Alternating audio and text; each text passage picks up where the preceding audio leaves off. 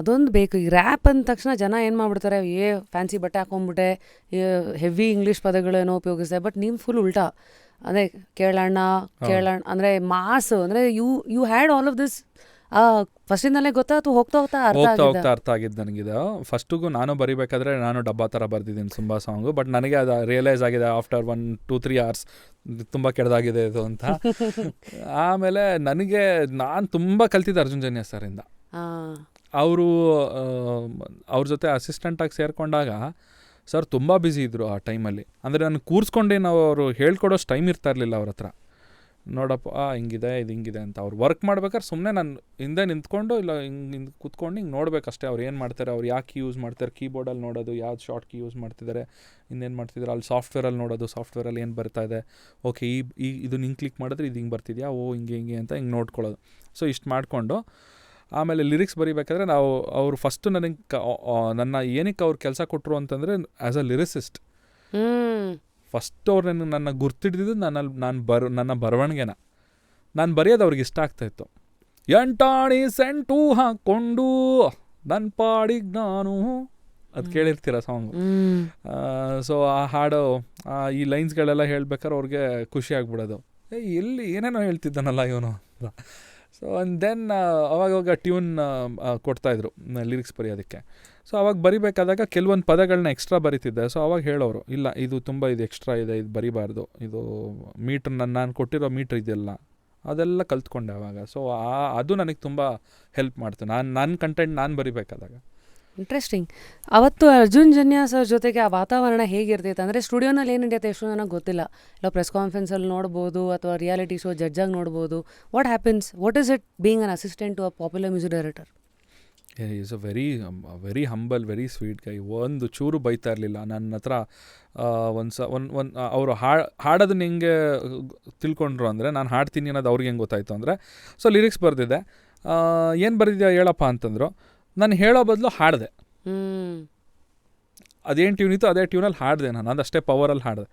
So ಅವಾಗ ಗೊತ್ತಾಯಿತು, okay this guy can sing. ಅಂದರೆ I am not a singer. ನನಗೆ ಶಾಸ್ತ್ರೀಯವಾಗಿ ಗಮಕಗಳು ಅದೆಲ್ಲ ಹಾಡೋಕ್ಕಾಗಲ್ಲ ನನ್ನ ಕೈಲಿ. ಬಟ್ ಪ್ರಾಕ್ಟೀಸ್ ಮಾಡ್ತಾಯಿದ್ದೀನಿ, ಗೊತ್ತಿಲ್ಲ ಬರುತ್ತೋ ಇಲ್ವೋ ನನಗದು ಅಂತ.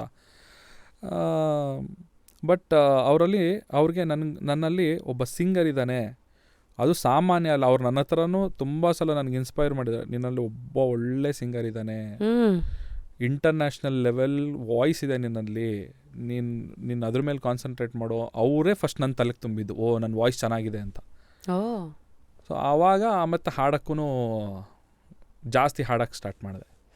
ಸೊ ಲಿರಿಕ್ಸನ್ನು ಬರ್ಕೊಡೋದನ್ನು ಹಾಡ್ತಾ ಇದ್ರಿ, ಅದ್ರ ಮೂಲಕ ಒಂದು ಸೆರೆಂಡಿಪಿಟಿ ಅಂತ, accidentally he told voice is your strength ಅಂತ.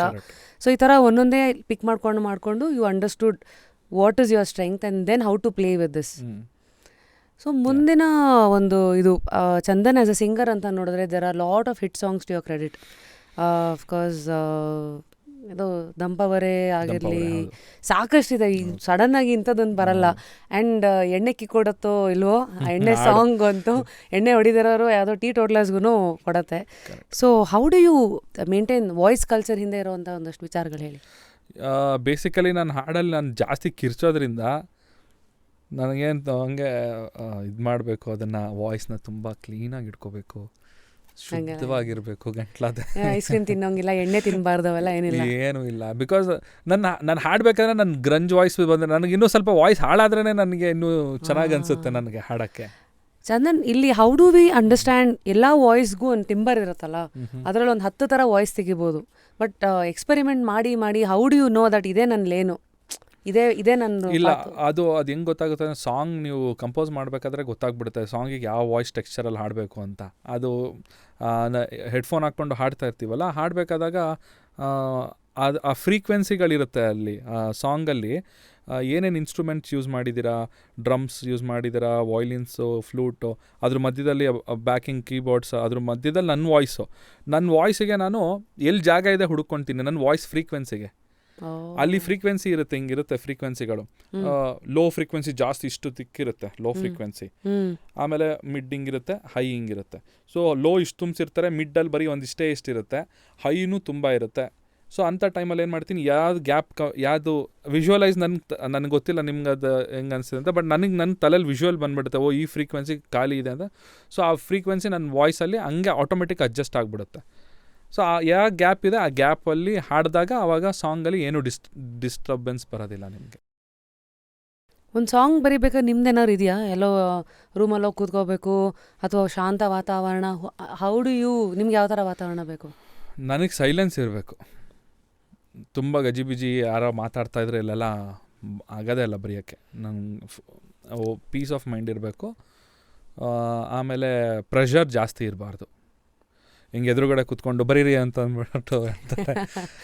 ಆವಾಗ ಸ್ವಲ್ಪ ಅಂದರೆ ಬರಿತೀನಿ, ಅಂದರೆ ಅವಾಗ ಇನ್ನೂ ಸ್ವಲ್ಪ ಚಾಲೆಂಜಿಂಗಾಗಿ ತೊಗೊಂಡು ಬರಿತೀನಿ, ಇಲ್ಲ ಅಂತಲ್ಲ. ಬಟ್ ಸ್ಟಿಲ್ ಅವಾಗ ಅವ್ರಿಗೇನು ಬೇಕು ಅದನ್ನು ಕೊಡ್ತಾ ಹೋಗ್ತೀನಿ. ನನಗೇನು ಬೇಕು ನಾನು ಬರೆಯೋದು ನಾನು ಒಬ್ಬನೇ ಕೂತ್ಕೊಂಡಾಗ. ನಿಮ್ಮ ರನ್ ರೇಟು ಅಂದರೆ ಯೂಶಲಿ ಎಷ್ಟು ಟೈಮ್ ತೊಗೊತೀರಾ ಸಾಂಗ್ ಬರೆಯೋಕ್ಕೆ? ಒಂದೊಂದು ಸಾಂಗ್ ಬರೆಯೋಕ್ಕೆ ನಾನು ಒಂದು 1 hour ತೊಗೊಳ್ತೀನಿ. ಒಂದೊಂದು ಸಾಂಗ್ ಬರೆಯೋಕ್ಕೆ ಒಂದು 2-3 ತಿಂಗಳು ತೊಗೊಳ್ತೀನಿ. ಸೊ ಅದು ಹಿಂಗೆ ಅಂತ ಒಂದು ಸಾಂಗ್ ಬರೆಯೋಕ್ಕೆ 1.5 ವರ್ಷ ತೊಗೊಂಡು ಅದಿನ್ನೂ ರಿಲೀಸ್ ಮಾಡೋಕ್ಕಾಗಿಲ್ಲ, ಮಾಡ್ತೀನಿ. ಖಾಲಿ ಖಾಲಿ ಅಂತ ಸಾಂಗ್ ಹೆಸರು. ಖಾಲಿನೇನಾ? ಅಂದರೆ ನೀವು ಹುಡುಕ್ತಾನೇ ಇದ್ದೀರಾ ಇನ್ನೂ ಅಂತ? ಖಾಲಿ ಖಾಲಿ ಅಂತ. ಅದು ಆಲ್ಮೋಸ್ಟ್ 1.5 ವರ್ಷ ಆಯಿತು ಆ ಸಾಂಗ್ ಕಂಪ್ಲೀಟ್ ಮಾಡೋಕ್ಕೆ. ಸೊ ಯು ಸೇಯಿಂಗ್ ಎಲ್ಲ ಥರದ್ದು ನೋಡಿದ್ದೀರಾ? ಕರೆಕ್ಟ್. 1 hourಲ್ಲೂ ಬರೋ ಸಾಂಗು ಇದೆ, 1.5 ವರ್ಷ ಆದರೂ ಬರಲ್ಲ. ಅಂದರೆ ಬರೆದಿರ್ತೀನಿ, ಸಮಾಧಾನ ಆಗಿರೋದಿಲ್ಲ. ಹಾಂ, ನಾವು ಅಗೇನ್ ಈ ಮಾಸ್ಟ್ರಿ ಅನ್ನೋದು ಹೆಂಗಂದರೆ ನೀವು ದಿನ ಹೊಸದು ಮಾಡಬೇಕಾಗಿಲ್ಲ, ಮಾಡಿದ್ದನ್ನೇ ದಿನ ಅದನ್ನು ನೆನ್ನೆಗಿಂತ ಇವತ್ತೇನು ಡಿಫ್ರೆಂಟಾಗಿ ಮಾಡಿದ್ರಿ, ಆ ರಿಫೈನಿಂಗ್ ಅನ್ನೋ ಪ್ರೊಸೆಸ್ ಇದೆಯಲ್ಲ, ಆ್ಯಸ್ ಅನ್ ಆರ್ಟಿಸ್ಟ್ ನಿಮ್ಮದೊಂದು ಲೆಕ್ಕ ಇರುತ್ತೆ, ಮುಂದೆ ಇರೋರು ಏನೋ ಕೇಳ್ತಾ ಇರ್ತಾರೆ, ಎಲ್ಲನ ಹೆಂಗೆ ಹ್ಯಾಂಡಲ್ ಮಾಡ್ತೀರಾ? ಕೆಲವುದು ನಿಮ್ಮ ಅದೇನೋ ಪದ ಇದೆಯಲ್ಲ, ಕನ್ನಡ ಪದ, ಅದು ನಿಮ್ಮ ಆತ್ಮಸಂತೃಪ್ತಿಗೆ ಮಾಡೋದು ಬೇರೆ, ಅವ್ರೇನೋ ಕೇಳ್ತಾ ಇದ್ದಾರೆ, ಅವ್ರಿಗೆ ಎಷ್ಟು ಆಯ್ತು ಬಿಡಪ್ಪ, ಅದಕ್ಕೆ ಹೌಡಿ ಅದು ಆ ಥರ ಆತ್ಮಸಂತೃಪ್ತಿಗೆ ಮಾಡಿರೋದು ತುಂಬ ಸಾಂಗ್ಗಳು ಇನ್ನೂ ಫೋಲ್ಡ್ರ್ ಒಳಗಡೆ ಹಂಗೆ ಕುತ್ಕೊಂಡಿದೆ. ಅದು ಏನಾಗ್ಬಿಡುತ್ತೆ ಲೈಫಲ್ಲಿ, ನಮ್ಗೆ ಇಷ್ಟ ಆಗಿರೋದು ತುಂಬ ಜನಕ್ಕೆ ಇಷ್ಟ ಆಗೋದಿಲ್ಲ, ತುಂಬ ಜನಕ್ಕೆ ಇಷ್ಟ ಆಗದೆ ಇರೋದು ನಮ್ಗೆ ಇಷ್ಟ ಆಗ್ಬೋದು. ಆಯಿತಾ? ಅದು ತುಂಬ that's very common in life. ಇವಾಗ ನೀವೇನೋ ಏನೋ ವಸ್ತು ತೊಗೊಳ್ತೀರಾ, ಈ ಕಲರ್ ತೊಗೊಂಡೆ, ಬೇರೆ ತೊಗೊಳ್ಳೋದಲ್ವಾ?